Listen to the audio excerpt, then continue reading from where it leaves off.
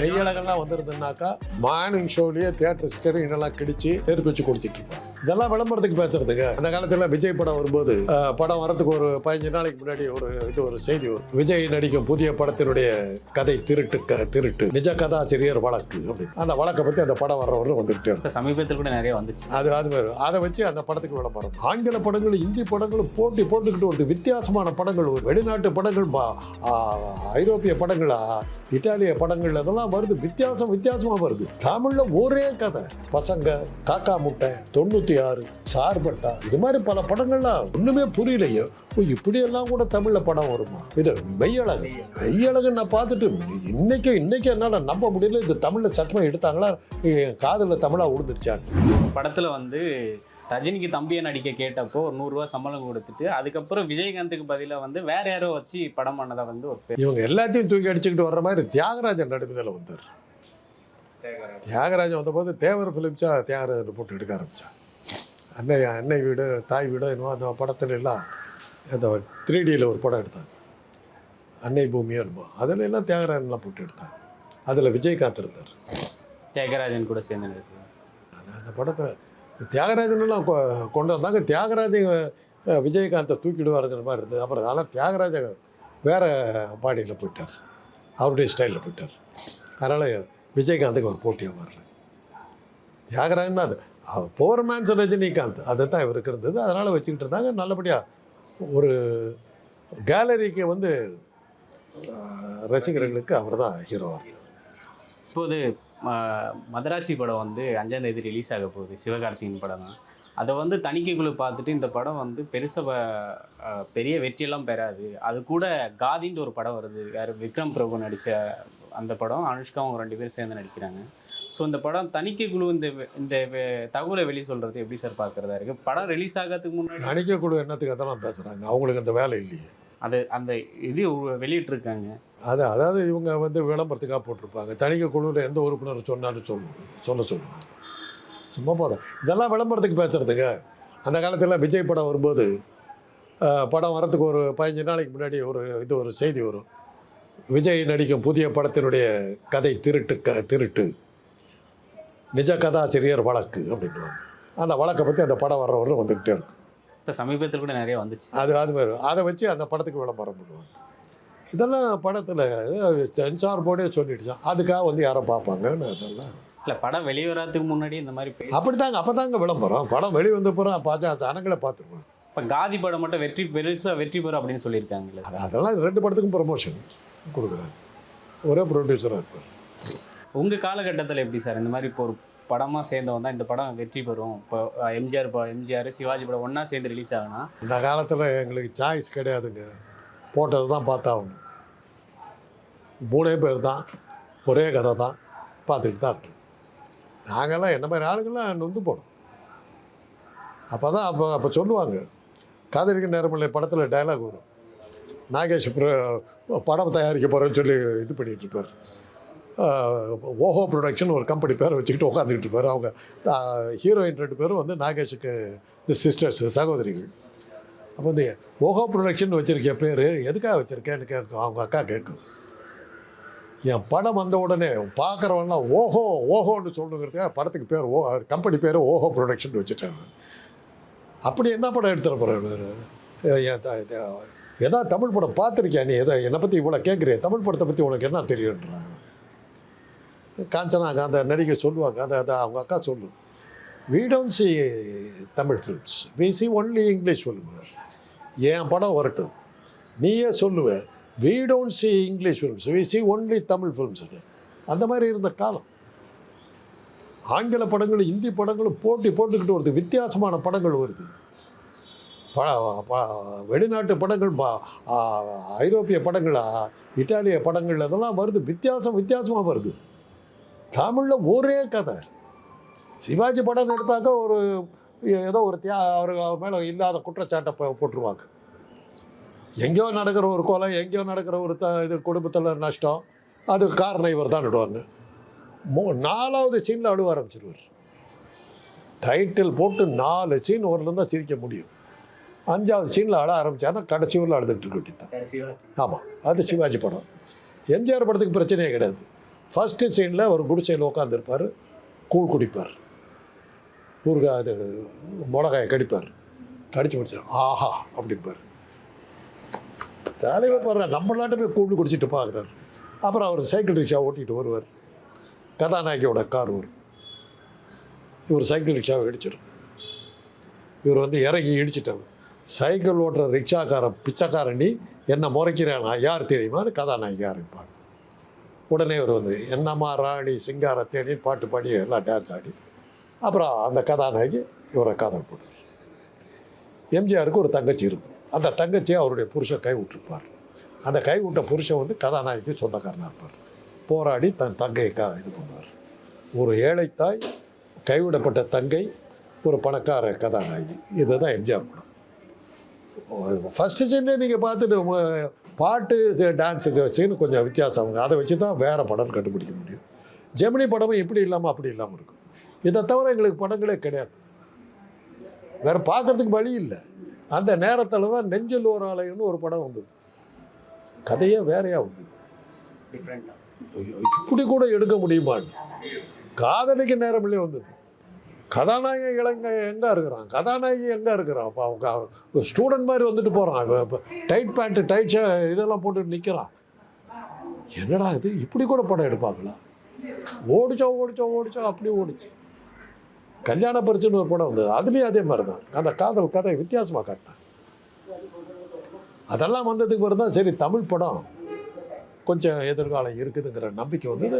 அது அந்த சமயத்தில் ஸ்ரீதருடைய சில படங்களை சுமை தாங்கி, போலீஸ்காரன் மகள், இது காதலிக்க நேரமில்லை, இந்த மாதிரி வரிசையாக சில படங்கள்லாம் நெஞ்சம் உலுக்கிற மாதிரி எடுத்தாங்க.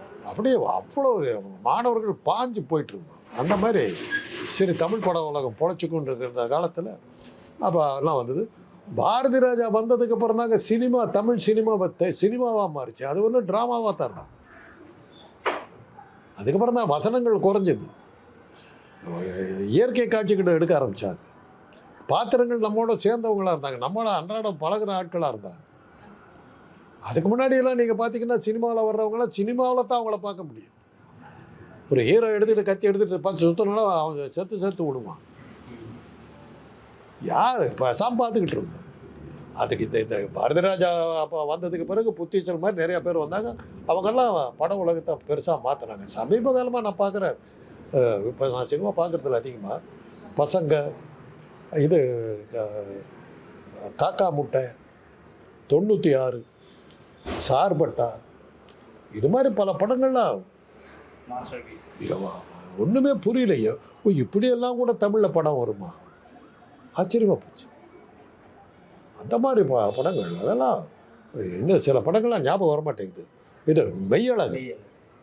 மெய்யழகு நான் பார்த்துட்டு இன்னைக்கு என்னால் நம்ப முடியல, இது தமிழில் சத்தமாக எடுத்தாங்களா, என் காதில் தமிழாக விழுந்துருச்சான்னு. சிவகுமார் சார் எனக்கு போட்டு காட்டினார், நீ பாரியா இது நான் அப்படியே ஆடிட்டேன். ஆனால் இப்படி கூட தமிழில் படம் எடுப்பாங்களா, அந்த அளவுக்கு வருது. ஆனால் இன்றைக்கி சினிமா இல்லை, தியேட்டர்கள் இல்லை, அதனால் என்ன வருதுன்னு தெரிய மாட்டேங்குது. மறுபடியும் பார்க்குறேன் பழைய ரூட்டுக்கு போயிட்டுருக்காங்கங்கிறாங்க, அதே சென்டிமெண்ட்டு அது இதுக்காக போயிட்டுருக்காங்க. உங்கள் காலகட்டத்தில் மெய்யழகன் போன்ற அந்த மாதிரி அந்த மெய்யழகன்லாம் வந்திருந்ததுனாக்கா மார்னிங் ஷோவிலேயே தியேட்டர் ஸ்க்ரீனெல்லாம் கிடிச்சு நெருப்பு வச்சு கொடுத்துட்ருப்பாங்க. நமக்கு அந்த மாதிரிலாம் பழக்கம் இல்லை, அந்த மாதிரி பழக்கமே இல்லை. அந்த நாளில் ஒரு படம் வந்ததுங்க, சிவாஜியை போட்டு பாட்டு கிடையாது, டான்ஸு கிடையாது. இதே மாதிரி ஒரு கொலை நடக்குது, கதாநாயகன் முதல் சீன்லேயே டைட்டில் முடிஞ்ச உடனே ஃபஸ்ட்டு சீன் ஓப்பனிங் ஷாட்டு டால்னு ஒரு சத்தம் கேட்கும். அப்படியே வயிற்றை பிடிச்சிக்கிட்டு அப்படியே கிட்டு பின்னாடி வந்து அப்படியே உட்காருவார். அப்படியே கண்ணிதான் அப்படி வந்து செத்து போயிடுவார் சிவாஜி. படம் ஃபஸ்ட்டு சீனு எடுத்தெடுப்பில் ஹீரோ செத்து போயிட்டான்னு எல்லாம் நொந்து போய் பார்க்குறோம். அந்த கொலை எப்படி நடந்ததுன்னு 6 பேர் 6 விதமான கதையை 4 பேர் 4 விதமான கதையை சொல்கிறாங்க. ஓடலையே படம், ஃபஸ்ட் நாளில் ஓடலை. அப்புறம் அந்த படம் ஓடன்னு ஓடிச்சு, அப்புறம் தான் ஓடிச்சு. அதே மாதிரி காதலிக்கு நேரமில்லை படம், நான் கிருஷ்ணா டாக்கீஸில் படம் ஓடுது, நான் இப்போ ஸ்டாண்டில் படிச்சுக்கிட்டு இருக்கேன். என்ன அந்த படம் ஒன்றும் தெரியும் யாருமே ஈக்காக்கா இல்லைங்க, இன்றைக்கி ரிலீஸ்ன்றானுங்க ஓவர். சரி அங்கே மிட்டுக்காரனில் போய் காப்பி குடிச்சிக்கிட்டு இருந்தவன் சரி என்னதான் நடக்குதுன்னு போய் கலர் படம்னு ஒரு போட்டுருந்தாங்க. அப்போ கலருங்கிறது பெரிய விஷயம் இல்லை. சரி போய் பார்க்கலான்னு போனேன். நாங்கள் தேட்டரில் அங்கே ஒரு 30 பேர் தான் இருக்கோம். படத்தை பார்த்துட்டு வந்து சொன்னிட்டு பூந்து விளையாடி இருக்காங்கடா படத்தை. ஓடிச்சு 25 வாரம். 25 வாரம் சூப்பர் டூப்பர் ஹிட். தமிழ் பட உலகையை புரட்டி போட்ட படங்களை பார்த்தா. அதுக்கப்புறம் அந்த இதை கொடுத்தது வந்து 16 வயது நிலை. இது மாதிரி சில படங்கள்லாம் மைல் ஸ்டோன்ஸ் இருக்குது. அது மாதிரி எப்படி வேலைக்காரி படம் வந்த பிறகு தான் கதாநாயகன் வந்து பேண்ட் போட ஆரம்பித்தான். அப்போல்லாம் ஏதோ ஒரு படத்தில் கதாநாயகன் பேண்ட் போடுறத பார்க்கலாம். வேலைக்காரி படம் வந்ததுக்கப்புறம் சமூக படங்களை எடுக்க ஆரம்பித்தாங்க. பராசக்தி வந்ததுக்கப்புறம் முழுக்க மாறிச்சு. நாத்திக கருத்துக்களும் கடவுள் இல்லைங்கிறது அப்போ வந்து ஐ டோன்ட் பிலீவ் இன் காடுங்கிறது ஃபேஷன் அந்த அளவுக்கு போச்சு. அப்போ நாத்திக கருத்துக்கெல்லாம் நாத்திகம் அதில் தானே வந்து வேலைக்காரில் தானே வந்து நாத்திகம் முழுக்க பராசக்தியில் அவ்வளோ நாத்திகம் வராது. வேலைக்காரில் முழுக்க நாத்திகம். எல்லாம் வசனமே தான். அண்ணாவோட வசனம். உனக்கு ஏதாவது ஒரு நல்ல வசனத்தை சொல்லுங்கள் சார். அதுதான் உலக புகழ்பெற்ற வசனம் அண்ணாவது வந்து சட்டம் ஒரு இருட்டறை, அதில் வக்கீலின் வாதம் ஒரு விளக்கு, அது ஏழைகளுக்கு கிட்டுவதே இல்லை. இதுதான் டயலாக். புத்தியை கத்தியை தீட்டாதே, புத்தியை தீட்டு. இதெல்லாம் அந்த படத்தில் வந்த வசனங்கள். சாமியார்களை உரிச்சு போட்டாங்க. பகலிலே சாமியார் மனம், இரவிலே உத்தியான மனம். இதோ நிற்கிறானே இவன் பகலிலே அவருடைய அந்தரங்க காரியதரிசி செயலாளர் காரியதரிசி, அவருடைய மனத்தினுடைய காரியதரிசி. இரவில் இவன் யார் தெரியுமா? மேலாட் உங்களுடைய அனுமதியோடு அப்படின்னு சொல்லிட்டு போய் தலையை தட்டுவார். அந்த தலைப்பா கட்டிடுற தட்டுவார். தட்டினாக்கா ஒரு பொண்ணு. பகலிலே ஆண் வேடம், இரவிலே உத்தியானவனத்தில் உல்லாச பேசி, இப்படியெல்லாம் காட்டினாங்க. அந்த பராசக்தி சிலை இருக்கும். உனக்காக இவ்வளோ அர்ச்சனை பண்ணுற எல்லாம் குழந்தனே, தேங்காய் பழம் இதுன்னு செலவு பண்ணனே, இதையெல்லாம் நீ வாங்கிட்டு என்னை காலை வாரி விட்டு என் அப்பா வந்து கொலகாரன் பண்ணிட்டியே, தாம்பாளத்தை எடுத்து அடிப்பா. அப்படி இன்னைக்கு அந்த ஷாட்டில் எடுக்க மாட்டாங்க, நடிக்க வர மாட்டாங்க. கே.ஆர். ராமசாமி நடித்தார், அந்த சீனில் நடித்தார். அந்த சமயத்தில் எந்த அளவுக்கு இதாச்சுன்னா பாட்டு வருது. அப்போ வந்து எல்லாமே பக்தி படங்கள் தான் வந்துக்கிட்டு இருந்தது. டி.ஆர். மகாலிங்கம் அப்போ ஒரு பெரிய சூப்பர் ஹீரோ. அவர் சொந்த படம் எடுக்கிறார், மோகன சுந்தரன் ஒரு படம். அப்போ தான் வேலைக்கார் சூப்பர் ஹிட்டாக ஓடிக்கிட்டு இருக்குது. அப்போ ஒரு பாட்டு வருது. பாட்டு வேணுமா உனக்கு ஒரு பாட்டு வேணுமான்ற ஒரு பாட்டில் அவர் எழுதுகிறார், ஞானம் பிறந்த தமிழ்நாட்டில் இன்று நாத்திகம் வந்ததற்கு பாட்டு வேணுமா, வான்மலை வறண்டது போல நல்ல வைதிகம் கட்டதற்கு பாட்டு வேணுமா. அந்த அளவுக்கு நொந்து போனாங்க.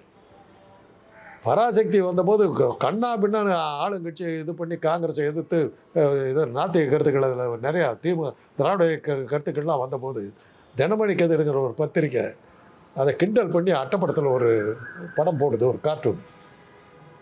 பரபிரம்மம் விரைவில் வருகிறது பரபிரம்மம் அப்படின்னு போட்டு கீழே கதை வசவு தயாநிதி, கர்நாடகத்துக்கு தயாநிதி. கலைஞர் உடனே பரபிரம்மம்னு சொல்லி ஒரு ட்ராமா போட்டு கதை வசனம் எழுதி ட்ராமா போட்டார். அதில் கலைஞர் சிவாஜி நடித்தார். 2 பேரும் சேர்ந்து நடிச்சிருக்காங்க. அப்போ ட்ராமாவில் சிவாஜி வந்து திமுகவில் இருந்தார். அந்த ட்ராமா தான் பிரச்சார நாடகம் ஆனது. அதில் தான் மனோரமாலாம் நடித்தது. இப்படி வந்தோம். இதெல்லாம் வந்து வரலாறு இதெல்லாம் இருக்குது. நீங்கள் என்ன கேட்டிங்கன்னா இதெல்லாம் சொல்லிட்டு வரோம். எங்கள் காலத்தில் இதெல்லாம் நாங்கள் அந்த படங்கள்லாம் அப்படி பார்த்துக்கிட்டு இருந்தோம். எங்களுக்கு இதெல்லாம் இப்போ ரொம்ப புதுமையாக வந்துக்கிட்டு இருந்தது. அது அந்த பாவரிசைகள் படங்களும் தாவரிசை படங்களுமே ஒரே மாதிரி கதைகளை எடுத்துக்கிட்டு இருந்தாங்க. அப்புறம் தான் அந்த டைமில் ஸ்ரீதர் வந்து சில படங்களை கொண்டார். கே.எஸ். கோபாலகிருஷ்ணன் ஓரளவுக்கு சில புதுமைகளை எல்லாம் கொண்டார். அதுக்கு பிறகு பாரதி ராஜா வந்ததுக்கு பிறகு தமிழ் பட உலகத்தினுடைய தோற்றமே மாறிச்சு. உலக அளவுக்கு போச்சு.